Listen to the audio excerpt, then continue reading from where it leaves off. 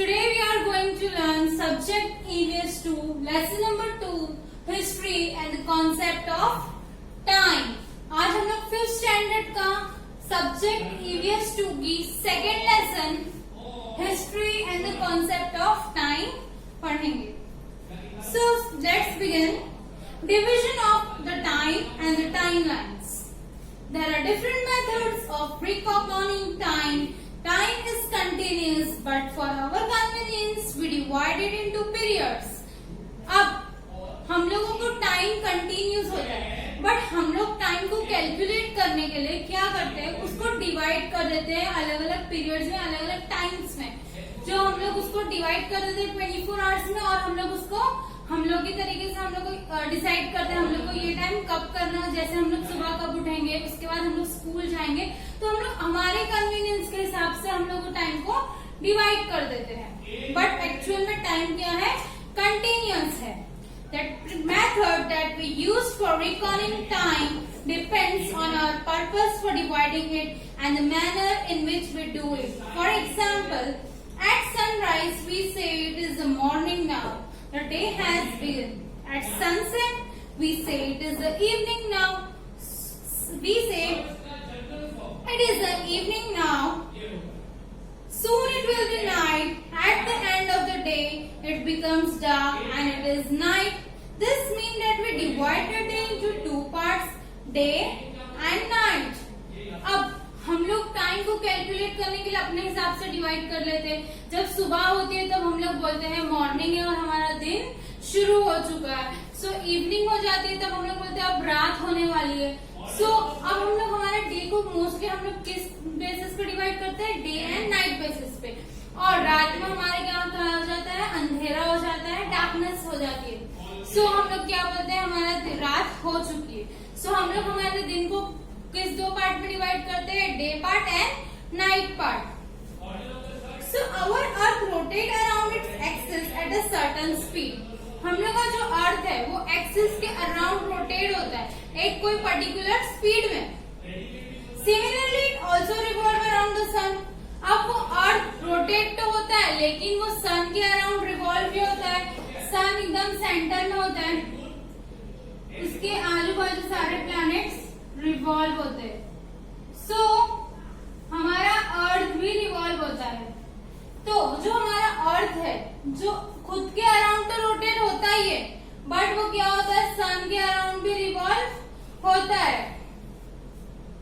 The sun has its own light. We receive light from the sun. अब यहाँ पर source of light क्या है, सन है. सन के पास खुद की लाइट होती है और हम लोगों को लाइट कहाँ से मिलती है, सन के पास से. अर्थ चमकता है क्या, अर्थ के पास रोशनी है क्या, नहीं. अर्थ को रोशनी कौन देता है, सन देता है. We get light from sun. However, we see light only in a daytime. Night hour dark. How does this happen? अब लाइट तो हम लोगों को दिन के टाइम ही दिखती है, रात के टाइम तो हम लोग का अंधेरा हो जाता है. सो ये होता कैसे वो हम लोग पढ़ेंगे. As the earth rotates around its axis, the part of its surface which turns toward the sun becomes bright. क्या बोल रहा है, अब ये अर्थ अपने एक्सिस पे घूम रहा है, तो वो घूम तो रहा है साथ ही साथ वो खुद भी घूम रहा है. सो अब जो पार्ट सन के पास है उधर लाइट पार्ट पड़ रही, जब वो गोल घूमेगा घूमेगा तो ये वाला पार्ट इस साइड आ जाएगा, ये वाला पार्ट इस साइड आ जाएगा, घूमेगा ना वो. तो जो पार्ट सन की तरफ जाएगा ना उसके पास रोशनी रहेगी, और जो उसके अपोजिट साइड में रहेगा वहां क्या होगी, डार्कनेस. यानी जो सन के साइड है वो पार्ट डे टाइम होगा और जो अपोजिट साइड है वो क्या होगा, नाइट टाइम. इसी तरह वो रोटेट होगा तो उसी तरह डे एंड नाइट भी होगा. The part that moves away from the sun moves in darkness. जो पार्ट सन से दूर हो रहा है यानी अपोजिट साइड जा रहा है वहां पर क्या होगा, डार्कनेस, अंधेरा होगा. The Earth takes 24 hours to complete one rotation around its own axis. वो खुद की एक्सिस पे एक रोटेशन के लिए कितना टाइम लगाता है, 24 आवर्स. कितना टाइम लगाता है, 24 आवर्स. 24 आवर्स लगाता है. This 24 hours are approximately divided into 12 hours. अब ये जो 24 आवर्स रहता है हम लोग इसको दो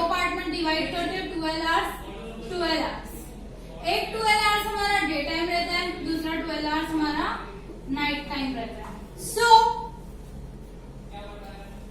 that this 24 hours are approximately divided into 12 hours of daytime and 12 hours of night time. अभी हम लोग 24 hours को कैसे डिवाइड करते हैं? 12 घंटा दिन, 12 घंटा रात. A period of daytime and the following night together makes one day.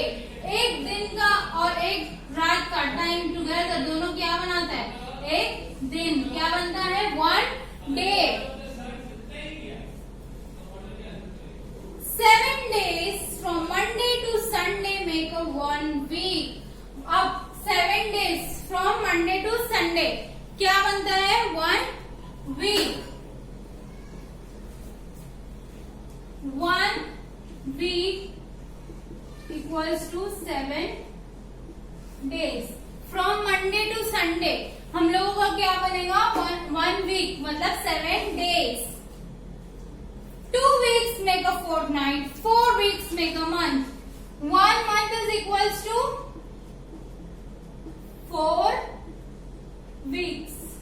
अब 4 हफ्ते मिलाकर क्या बनेगा? एक महीना. 12 months make a year. अब एक महीना था यहाँ पे. अब 12 month. अभी 1 year कैसे बनेगा? 1 year is equals to 12 months. 12 महीनों से क्या बनेगा? एक साल. 1 year. एक वीक 7 days से क्या बनेगा? 7 दिन से बनेगा एक वीक यानी 1 week from Monday to Sunday. Then 4 weeks. वैसे ही 4 weeks को हम लोग ले लेंगे तो क्या बनेगा हमारा? 1 month. Then अगर हम लोग पूरे 12 months को काउंट करेंगे तो क्या बनेगा हमारा? 1 year from January to December. In this manner, we recount time in a bigger and bigger unit. 1 year is followed by another, and then 100 years go by, and a century is completed. वैसे ही अब 100 years से क्या बोलेंगे हम लोग? 1 century. अब इसी तरह हम लोग ना टाइम को काउंट करते जाते हैं यानी 1 week से 4 week से जैसे 7 days से 1 week, 4 week से 1 month, 12 month से 1 year, 100 year से 1 century. इसी तरह हम लोग टाइम को क्या करते हैं? काउंट करते जाते हैं हमारे कन्वीनियंस के हिसाब से. तो 10 centuries यानी 1000 years. 10 centuries मतलब 1000 years. क्या बनता है 1000 years से? a millennium. क्या बनता है? 1 millennium.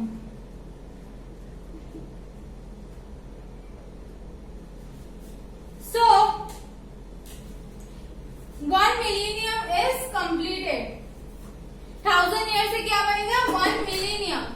7 days से 1 week, 4 weeks से 1 month, 12 months से 1 year, 100 years से 1 century and 1000 years से 1 millennium. इसी तरह हम लोग टाइम को क्या करेंगे? काउंट करेंगे. Such a method of dividing time. अब ऐसा जो मेथड है जिसमें हम लोग टाइम डिवाइड करते हैं is you known as linear division of time. Now common era, Christian era. In linear division of time, years that follow one after the other are arranged in a serial order. अब जब हम लोग time को divide करते हैं तो क्या होता है? एक ईयर के बाद दूसरा ईयर, दूसरे ईयर के बाद तीसरा ईयर, ऐसा फॉलो होता है. एक के बाद एक अरेंज होता है, वो भी सीरियल ऑर्डर में. यानी अभी 2008 है तो उसके बाद हम लोग 2009 को लेंगे, फिर 2010 को, ऐसा. In history book also, a chain of events that follow one after the other is presented in a linear and a serial manner. अब हम लोग हिस्ट्री बुक में देखे होंगे जैसे हम लोग को कोई भी इवेंट के बारे में बताता है तो ये बताता है 2000 ईयर 1994 में ये हुआ था, फिर 1996 में ये हुआ था. तो एकदम सीरियल ऑर्डर में और एक प्रॉपर मैनर में हम लोगों को वो कोई भी स्टोरी को डिस्क्राइब करता है. जैसे आगे पीछे नहीं होता, पहले ये इवेंट हुआ था उसके बाद ये इवेंट हुआ था. प्रॉपर वे में प्रॉपर ईयर्स के साथ हम लोग को सीरियल ऑर्डर में बताया जाता है. For this usually we refer to the common era written in a short as CE or AD, which means Anno Domini, which means in the year of our Lord. अब उसको mostly हम लोग represent कैसा करते हैं? CD. CD मतलब सबसे पहले तो एक CE और AD. CE मतलब common era is also known as Christian era, common era is also known as Christian era. और दूसरा एडी मतलब Anno Domini, which means in the years of Lord. Now the calendar we use today is based on Christian era. अब जो हम लोग calendar use करते हैं ना, वो कौन से ईयर पे बेस्ड है? क्रिश्चियन एरा पे बेस्ड है। Now called the common era, और अभी हम लोग उसको क्या बुलाते हैं? Common era. This era began in a memory of Jesus Christ. अब ये एरा किसकी मेमोरी में, किसकी याद में बना है? जीसस क्रिस्ट के याद में बना है। The year of this era is the year when it begins. It is shown with the number 1. The year after that indicated by the next number in the serial order. अब ये the first year of this era is the year when it begins. जैसा जो first year था, जब ये शुरुआत हुई थी, तब से ये ईयर को हम लोग काउंट कर रहे हैं। So the first era is the year when it began. It show number with the number 1. तो फर्स्ट ईयर को हम लोग कौन से नंबर से इंडिकेट करते हैं? 1 नंबर से। The year after that indicate by the next number in the serial order. उसके बाद वाले साल को हम लोग नेक्स्ट नंबर से इंडिकेट करते हैं सीरियल ऑर्डर में।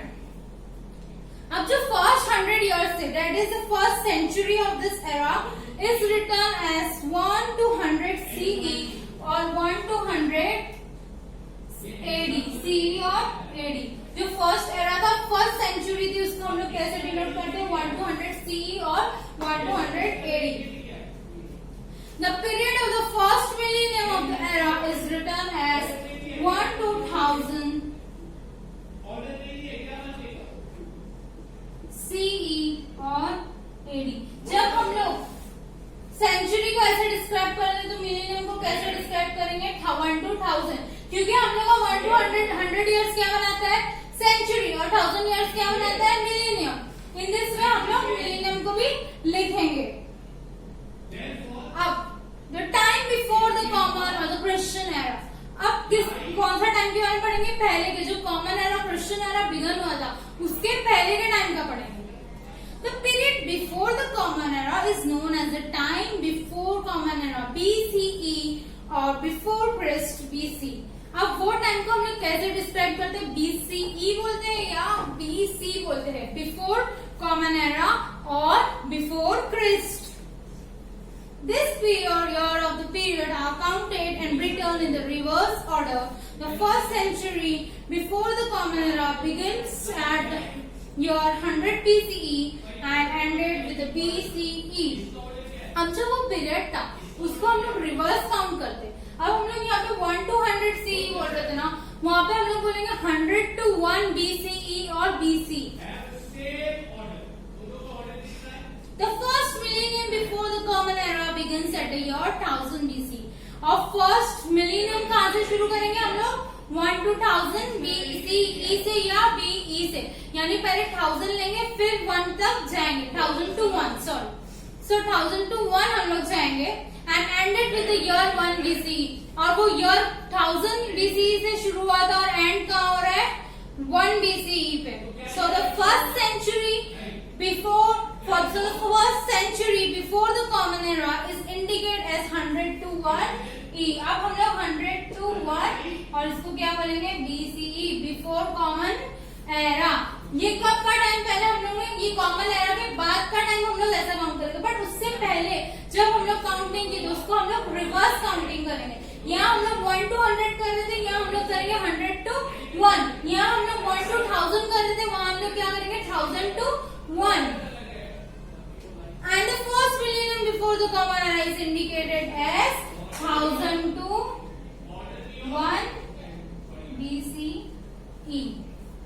Now let us look at some examples of this method of indicating time before the common or Christian era. The timelines, the lifetime of Vardhaman Mahavir is written as 599 BC to 527 BC. The time of Gautam Buddha is written as 563 BC to 583 BC. Now, अब ये हम लोग example देखते हैं। सबसे पहले तो example हम लोग को दिया हुआ है लाइफ टाइम, जो लोग की जिंदगी, किसकी जिंदगी में बताते हैं? वर्धमान महावीर, उनको कहां से कहां तक उनकी जिंदगी थी 599 BC टू 527। स्टूडेंट से रिवर्स जा रहा है, सो हम लोग उसको बिफोर कॉमन एरा के बारे में हम एग्जाम्पल ले लें। कहां से कब से कब तक थी 599 टू 527। उसी तरह लाइफ ऑफ गौतम बुद्ध, उनका लाइफ लाइन क्या थी 563 BC टू 483 BC। ये भी रिवर्स जा रहा है, तो ये भी कब की बात है, बिफोर कॉमन एरा की बात है। So now measurement of a time and method of measuring time. अब टाइम को कैसे मेजर करेंगे और क्या क्या मेथड से टाइम को मेजर करने के। To measure time is to measure the length of a time. We know the following unit of measuring time. अब मेजर को टाइम को मेजर करने के लिए हम लोग के पास कुछ यूनिट्स है। सबसे पहले हम लोग पता है सेकेंड्स में काउंट करते हैं, मिनट्स में काउंट करते हैं टाइम को, आवर्स में काउंट करते हैं, days, week, month, fortnight, year. हम लोग ऐसे century and million and two, हम लोग ऐसे क्या करते हैं, काउंट करते जाते हैं हम किसको, हमारे टाइम को। A second is the smallest of this। तो सबसे छोटा यूनिट टाइम को मेजर करने का क्या है, सेकेंड्स। हम लोग टाइम क्या किस में मेजर करते हैं, सेकेंड्स में। वो क्या है, सबसे छोटा यूनिट किस चीज का, टाइम को मेजर करने का। There are various methods of measuring time in different part of the world। अब अलग अलग वर्ल्ड के अलग अलग जगहों में अलग अलग टाइम को मेजर करने के मेथड्स है। Of this, common or Christian era is the most widely used. We generally indicate a particular day by writing the date of that day। और सबसे ज्यादा जो पूरे वर्ल्ड एक्सेप्ट करती है वो कॉमन और क्रिश्चियन एरा ही एक्सेप्टेबल है और सब जगह वो ही ज्यादा चलता है। और सबसे पहले हम लोग डे को लिखने के लिए डेट्स वगैरह भी लिखते हैं टाइम को मेजर करने के लिए। The date consists of the serial number of the date followed by the name of the serial number of the current month and the serial number of the current year। हम लोग कैसे day को लिखते हैं, आज जो date रहेगी वो लिखेंगे, उसके बाद जो हमारा मंथ चल रहा है वो भी सीरियल ऑर्डर में लिखेंगे। जैसे अभी हम लोग का जो भी मंथ चल रहा है, एग्जाम्पल ले लो फरवरी चल रहा है, सो हम लोग 2 लिखेंगे, उसके बाद 1 2 यानी सीरियल ऑर्डर में लिखेंगे।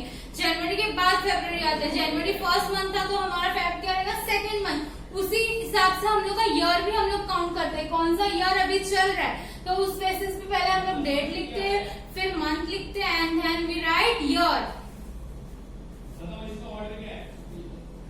There are 2 other methods too. We have seen that the Christian era began in the memory of Jesus Christ. It is an age-old custom to start a new era to commemorate a special event. As for example, the coronation of a great king. We know that Chhatrapati Shivaji Maharaj had started a new era of Shaka known as Rajyaभिषेक Shaka in 1674 AD to commemorate his coronation। अब अलग अलग method से time को major करने के लिए जैसे एक एरा कंप्लीट होता है दूसरा एरा शुरू हो जाता है, तो उसी तरह से for example coronation of great king, कौन से किंग की बारे में बात करें, छत्रपति शिवाजी महाराज। जब उनका एरा था उनने भी एक न्यू एरा स्टार्ट किए थे, वो एरा का नाम क्या था, न्यू एरा। अच्छा, एरा को हम लोग और क्या बोल सकते हैं, शाखा। वो एरा या वो शाखा का नाम क्या था, राज्याभिषेक शाखा। यानी उनने जो एरा स्टार्ट किए थे, जो शाखा स्टार्ट किए थे, उसका नाम क्या था, राज्याभिषेक शाखा।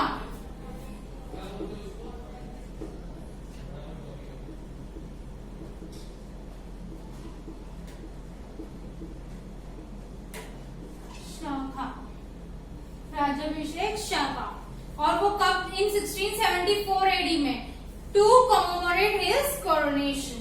Now Shalvi Han Shaka and Vikram Samvat are 2 eras that are used in India। ये दोनों एरा क्या होते हैं, इंडिया में यूज होते हैं। The founder of Islam, Islam का founder prophet Muhammad migrated from Mecca to Medina. So हमारे प्रॉफिट जो थे वो कहाँ से कहाँ तक माइग्रेट हुए थे, फ्रॉम मक्का टू मदीना। मक्का से वो माइग्रेट होकर कहाँ आए थे, मदीना आए थे। So the Hijri era was started to commemorate this event। अब वो इवेंट जो उन्होंने स्टार्ट किए थे तो उसको हम लोग किस चीज में काउंट करते हैं, एज ए हिजरी। जैसे यहाँ एडी बोलते हैं, वहां पर हम लोग क्या बोलते हैं, हिजरी। The Paris community in India uses the Shahanshahi era. जो पेरिस कम्युनिटी है वो इंडिया में जो लोग कौन सा एरा यूज करते थे? Shahanshahi era.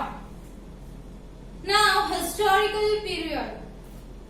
We learned in the first lesson that history is a science that tells us about events that happened in the past. हम लोग ने फर्स्ट चैप्टर में क्या पढ़े थे? हिस्ट्री एक साइंस है जो हम लोगों को क्या बताता है? पास्ट इवेंट के बारे में बताता है. We also learned that every bygone movements make us the past. और हम लोगों ने क्या पढ़ा? जो भी मूवमेंट बीत चुके हो चुके उसको हम लोग क्या बोलते हैं? Past. The past is the subject matter of history. तो पास्ट ही है क्या? हमारा सब्जेक्ट है मेन. किस चीज का? हिस्ट्री का जो मेन सब्जेक्ट है वो क्या है? पास्ट है. In a broad sense, the period of history goes back to the time of the birth of solar system. Our solar system came into being about 4.5 billion years ago. Our Earth is a planet in a solar system. So it is presumed that the Earth was also formed 4.5 billion years ago. So जैसे हम लोग history past के बारे में पढ़ते उसी तरह हमारा सोलार सिस्टम भी पास्ट में बना है. तो हम लोग एज्यूम कर रहे हैं कि हमारा सोलार सिस्टम कब बना है? 4.5 बिलियन ईयर अगो. सो हम लोगों को जब solar system 4.5 billion year ago है तो हम लोग एज्यूम करते हैं हमारा जो अर्थ है वो भी कब बना है? 4.5 billion year ago. The span of 4.5 billion years since the Earth formation is a vast period of a time. It is not easy to grasp the entire period all at once. अब 4.5 billion year ago जब से अर्थ बना है, changes आए हैं बहुत सारे, तो इतनी सारी हिस्ट्री होगी पूरे 4.5 बिलियन ईयर अगो की. बट वो इजी है क्या? हम लोग एक ही बार में सबको कवर कर ले, एक ही बार में पढ़ ले और समझ ले? नहीं, it's difficult. It is necessary to divide it into a number of stages in order to understand it better. अब उसको अच्छे से पढ़ने के लिए हम लोगों ने क्या किया? उसको स्टेजेस में डिवाइड कर दिया ताकि हम लोग स्टेजेस को डिवाइड करके एक एक स्टेजेस को स्टडी करें. Therefore, the time in history is divided into two main periods. अब सबसे पहले टाइम हिस्ट्री दो टाइम में पीरियड्स में डिवाइड हो गया. वो जो दो मेन पीरियड्स है उनका नाम क्या है? Pre historic period and historic period. सबसे पहले हम लोग प्री हिस्टोरिक पीरियड में क्या आता है वो पढ़ेंगे. Pre historic simply means before history. The prehistoric period is a period for which no written records are available by which to write in history. अब प्री हिस्टोरिक पीरियड क्या था? ऐसा वक्त जिस वक्त की हमारे पास हिस्ट्री नहीं है. हिस्ट्री के पहले जब हम लोगों ने हिस्ट्री लिखना स्टार्ट किए तो उससे भी पहले की बात है. जैसे उन लोगों के पास कोई रिटर्न सोर्सेस नहीं थे. वो जो प्री हिस्टोरिक पीरियड के टाइम कुछ रिटर्न सोर्सेस नहीं, सिर्फ लोगों को पता है कि हाँ हमारे पहले टाइम था, बट उन लोगों के पास कोई भी ऐसे मटेरियल नहीं जिससे लोग हिस्ट्री हम लोगों को बता सके. Historic period. The historic period is the period for which written records are available using which we can write history. अब हिस्टोरिक पीरियड मतलब क्या? हिस्टोरिक पीरियड में हम लोगों को कुछ सोर्सेस मिले, रिटर्न सोर्सेस वगैरह मिले जिसकी मदद से हम लोग क्या कर सकते थे? हिस्ट्री लिख सकते थे. तो इसी तरह हम लोगों का हिस्ट्री दो पार्ट में डिवाइड है, prehistoric and historic. 2.4 scientific method of measuring time and establishing age dating. We are actually measuring time when we talk about today's date or a day of the week, etc. जब हम लोग आज के दिन की बात करते हैं, डेट की बात करते हैं, डे की बात करते हैं, मंडे, ट्यूसडे, वेडनेसडे, जो भी डेज ऑफ द वीक की बात करते हैं, तो एक्चुअल में हम लोग क्या करते हैं? टाइम को मेजर कर रहे हैं. We have seen that there are various method of measuring time. हम लोगों ने देखा मेजरिंग टाइम के लिए बहुत सारे अलग अलग मेथड है. This method also allow us to identify a particular day, month or year with respect to an earlier or later day, month or year. For example, if it is June, then we know that the earlier month was May and the next month will be July.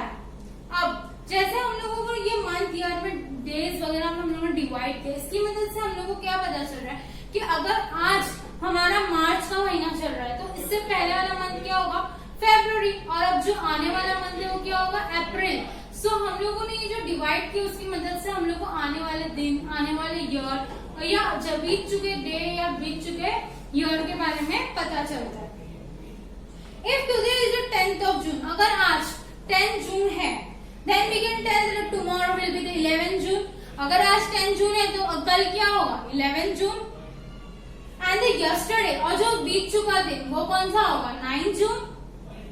Thursday, when we measure time, we actually measure its length. जब हम लोग time major करते हैं, actually हम लोग उसकी length major कर रहे हैं वो टाइम की। The event before the beginning of the common era are mentioned as having occurred before the common era.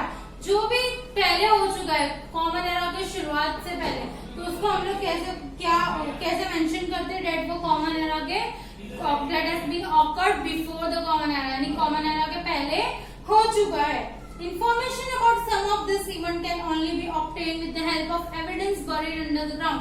और ये सब के इवेंट के बारे में कुछ इंफॉर्मेशन हम लोगों को कहाँ से मिली? एविडेंस यानी सबूत कहाँ से मिले हम लोगों को? वो जो बरीड थे ग्राउंड के अंदर, वहां से हम लोगों को कुछ एविडेंस मिल गए।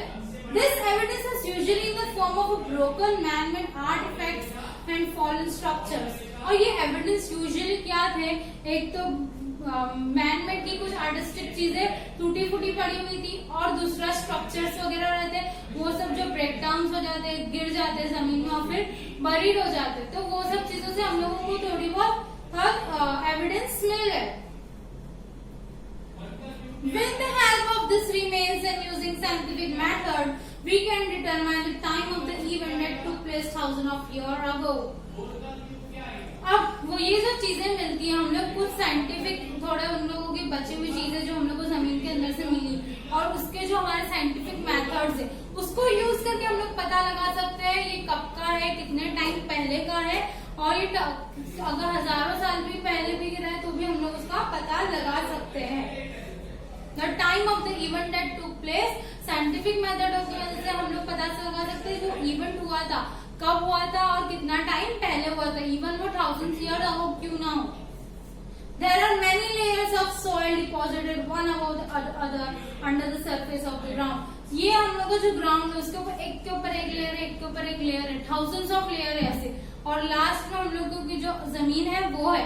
सो जब भी हम लोग उसको खोदते हैं, जो उसमें बरीड जो भी एविडेंस वगैरह रहता है वो हम लोगों को मिलता है, और उसकी मदद से हम लोग हिस्ट्री प्रेडिक्ट कर सकते हैं।